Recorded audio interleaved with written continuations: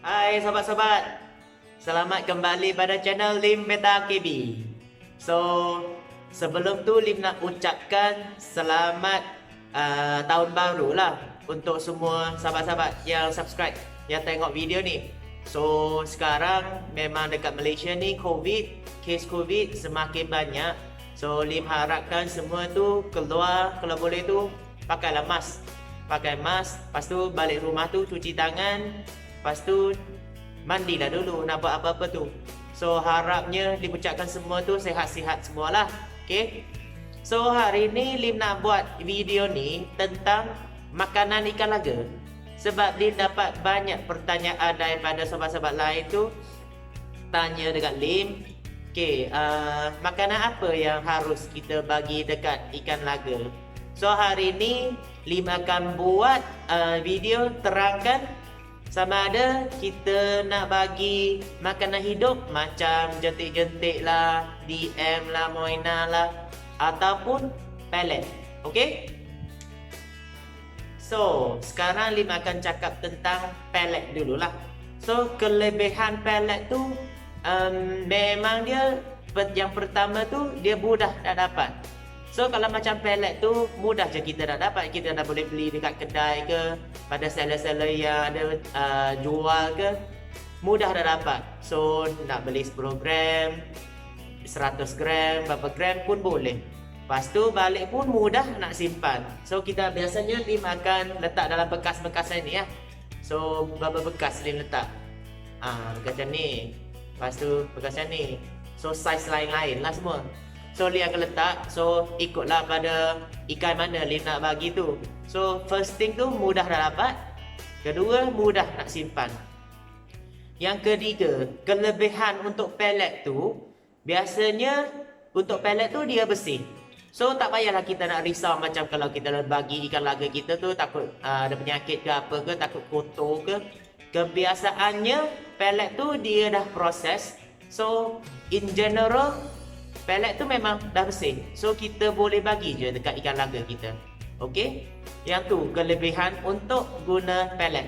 So banyak juga brand dekat luar tu. Biasanya untuk ikan laga yang murah sikit maybe Seamaster lah kita boleh guna. Seamaster. Lepas tu yang mahal sikit tu maybe ada Marubeni.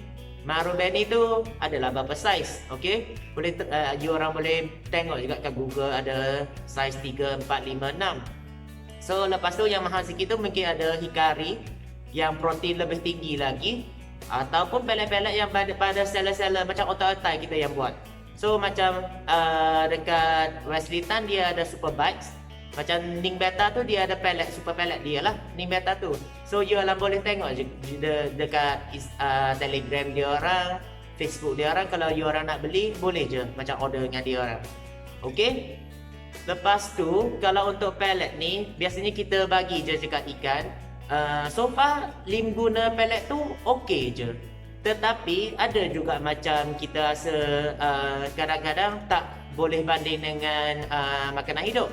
Okey, untuk makanan hidup tu kadang-kadang kita bagi tu dia okey. Kalau untuk pellet ni kalau terlebih banyak sangat ikan laga tu tak habis. So pellet tu dia akan stay dalam SU tank kita tu. Kalau kita tak pergi clean, dia akan jadi kotor lah. Air mudah kotor kalau ikan tak habis makan. So kalau lama-kelamaan kita letak terlebih macam tu, ikan kita mudah nak sakit. Kalau untuk pellet. Okay. Yang kedua tu, kalau kita bagi pellet tu kadang-kadang depends pada pellet tu lah. Kadang-kadang kalau kita ambil pellet yang murah tu, protein dia tak setinggi macam makanan hidup. Okey, so dia ada kelebihan dia ada kelemahan dia juga untuk pellet. Okey.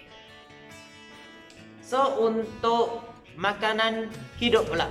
Okey, makanan hidup sebenarnya ada banyak jenis juga. Okey, biasa kita cakap tentang makanan hidup untuk ikan laga tu biasanya saiz kecil lah. Sebab ikan laga pun mulut dia tak besar sangat. So biasanya kita akan bagi jentik-jentik nyamuk. Kedua tu Daphnia magna, DM orang panggil, ataupun kutu air. Kutu air Moina, sekarang ada Moina yang biasa dengan Moina Thai lah. So ada juga bloodworm, ada juga tubifax, ada juga microworm, Lepas tu yang biasa kita dengar ni yang berapa ni lah, berapa makanan hidup ni lah. So kelebihan untuk makanan hidup ni, masa kita bagi tu, kebiasaannya makanan hidup protein dia lebih tinggi. Okey, mudah untuk ikan besar ataupun kita nak farm telur tu. Biasa macam betina tu kita nak farm telur, biasa kita akan bagi makanan hidup. Macam benda-benda yang proteinnya tinggi, kita nak bagi dekat ikan laga betina tu masa kita nak farm telur tu. Yang kedua, kalau kita bagi makanan hidup, ikan kita lebih aktif. Sebab kalau kita letak dalam SU tank kita, dia akan kejar. Ikan laga dia akan kejar. So dalam proses kejar nak makan tu, ikan tu akan jadi lebih aktif daripada macam compare dengan pellet. Okey. So, kelemahan untuk makanan hidup juga ada. Sebab macam kalau kita pergi sauk kutu Moina, kutu Daphnia dekat luar tu kan, loji air ke longkang ke mana-mana ke, jentik-jentik dekat longkang tu, one thing kita kena pastikan balik tu kita kena cuci sampai bersih. Kalau tak, ada parasit. Kalau let's say, for example lah, kalau let's say macam dekat jentik-jentik tu, dekat kutu air tu, dia terlekat parasit. So kita tak cuci baik-baik, kita terus bagi dekat ikan laga kita tu, ikan laga kita mudah nak sakit. So dia akan develop banyak benda jugalah sakit, macam dropsy ke apa ke, dia akan mudah yang develop untuk ikan laga kita tu. So yang Lim advice tu, biasa kita bagi sauk, lepas kita balik sauk tu kita kena masuk dalam ubat dulu. Biasa yang Lim buat tu, Lim akan rendam dalam air merah. Air merah which is the anti-fungus tu lah. Anti-fungus dengan anti-parasit tu, kita masuk ubat merah, nanti kita rendam dalam tu dalam seminit. Lepas tu baru kita bagi dekat ikan laga kita. So dia akan kurangkan risiko yang ikan kita sakit tu lah.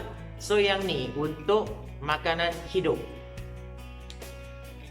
So kita sudah cakap tentang pellet, kita sudah cakap tentang makanan hidup. So soalannya akan tanya juga, Lim, so sekarang dah cakap banyak macam ni, mana yang lebih baik? Betul? Bagi Lim, dua-dua pun ada kelebihan, dua-dua ada kelemahan dia. So sebenarnya depends pada you orang nak guna apa. Okey, cara Lim, biasanya Lim akan bagi macam fry Lim tu kan. Okey, masa kecil tu Lim akan bagi Artemia lah dalam 2 minggu. Lepas tu Lim akan bagi Moina. Lepas dia dalam sebulan tu dia akan start guna pellet.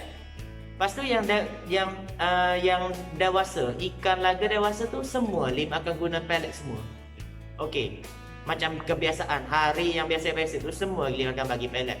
So 3 hari atau 2 hari selang-seli, Lim akan still bagi Daphnia magna ataupun jentik pada ikan Lim tu. Tapi selang lah, macam hari ni Lim bagi 2 kali pellet. Hari kedua pellet pagi, mungkin petang tu Lim akan bagi makanan hidup lah. So hari yang ketiga Lim balik pada pellet pula. Biasanya Lim akan guna cara macam ni. So untuk macam kita nak bagi ikan kita aktif pun, kita boleh bagi dekat makanan hidup tu lah. Lim boleh bagi macam tu. So semuanya depends pada orang. Kalau macam masa nak farm telur betina tu kan, ikan laga betina tu biasanya full lah Lim akan bagi makanan hidup. Masa dalam seminggu Lim farm tu, Lim masuk dalam baldi, Lim masuk ubat, masuk dalam tapang, garam. Lepas tu Lim akan bagi, kalau ada jentik-jentik Lim akan bagi jentik-jentik. Kalau tak ada, Lim akan bagi Daphnia magna.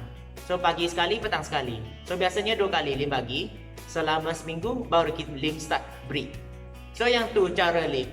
So kalau you orang ada macam pengalaman you orang tu tentang pellet ataupun makanan hidup, boleh juga share, letak dekat komen tu.